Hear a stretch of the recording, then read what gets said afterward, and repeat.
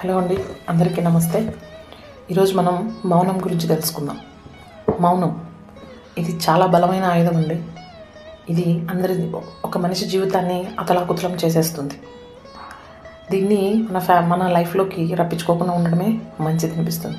ప్రతి ఒక్క ఫ్యామిలీలో భార్యాభర్తలు చిన్న చిన్న గొడవలు, అలకలు, కొట్లాటలు ఎన్నో జరుగుతూ ఉంటాయి. ఇవన్నీ కూడా చాలా చిన్నవి, మామూలు అనుకోవచ్చు. కానీ ఒక భర్త రెస్పాన్సిబిలిటీ లేకుండా, ఏ విషయం పట్టించుకోకుండా, భార్య ఎన్ని చెప్పినా, మంచి మాటలు చెప్పినా వినకుండా, నేనెందుకు వినాలి అన్న అహంకారంతో ఉన్న భర్తని ఆ భార్య ఎలా మార్చుకుంటుందండి? మీరు అనుకోవచ్చు, అలాంటి భర్తలు ఇప్పుడు ఎవరు లేరమ్మా అని. కాదండి, ఉన్నారు. నేను చూశాను, నా చెవులతో నేను విన్నాను, అందుకే చెప్తున్నాను.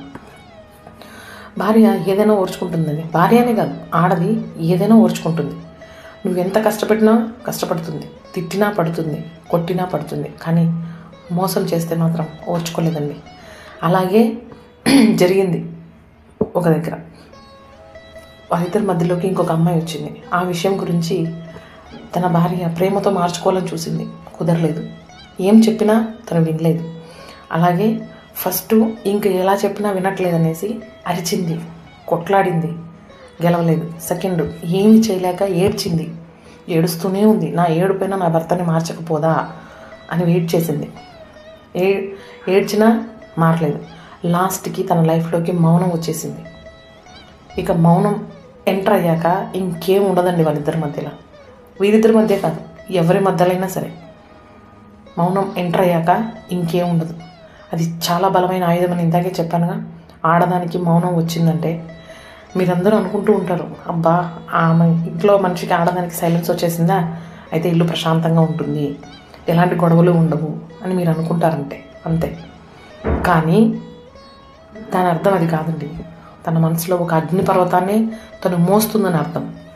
నీతో కలిసి ఉండటం ఇష్టం లేదని అర్థం. నీ నుంచి దూరంగా వెళ్ళిపోవాలని ఉందని అర్థం. అయినా ఆ మౌనంలో కూడా నీతోనే ఉందంటే మాత్రం తెగదెంపులు చేసుకోలేని పిల్లల బంధం ఏదో తన కాళ్ళకు అడ్డుపడుతుందని అర్థం. ఆలోచించండి. మౌనంగా ఉన్నారులే అని ఎవరిని అలా వదిలేయకండి. ప్రేమగా దగ్గర తీసుకొని అడగండి. అది భార్య అయినా, భర్త అయినా, పిల్లలైనా, తల్లిదండ్రులైనా. ప్లీజ్ అలా ఎవరిని వదిలేయకండి. మౌనం చాలా భయంకరమైందండి. అందులోంచి వచ్చే నిర్ణయాలు తట్టుకోవడం చాలా కష్టం. ఆలోచించండి. ఎవరిని అలా వదిలేయకండి. ప్రేమగా దగ్గర తీసుకోండి ప్లీజ్. ఎలా ఉందో నాకు కమెంట్ చేయండి. ఎవరి మనసాన్ని నొప్పించుంటే కూడా క్షమించండి.